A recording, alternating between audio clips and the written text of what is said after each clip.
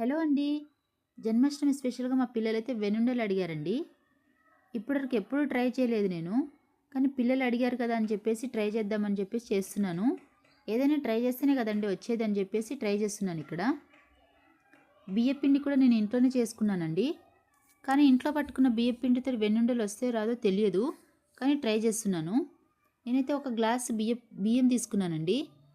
ఆ బియ్యాన్ని మిక్సీ జార్‌లో వేసుకొని మెత్తగా మిక్సీ పట్టుకున్నాను.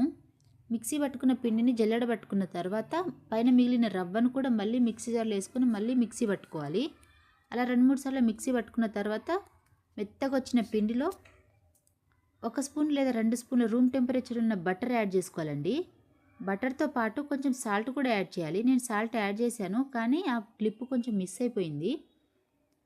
బటర్ సాల్ట్ పిండిలోకి మంచిగా మిక్స్ చేసుకున్న తర్వాత ఆ పిండి చెమ్మచెమ్మగా తయారవుతుందండి.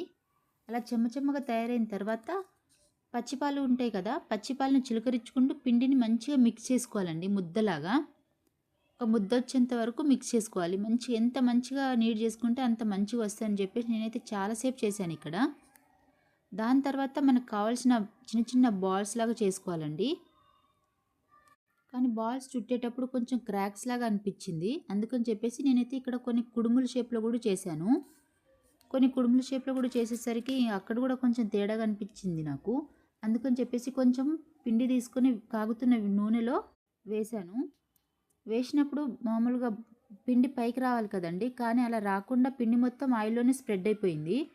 అందుకని చెప్పేసి ఇది అయ్యేటట్టు లేదని చెప్పేసి నేను ఇంకా వేయించడం పక్కన పెట్టేశానండి.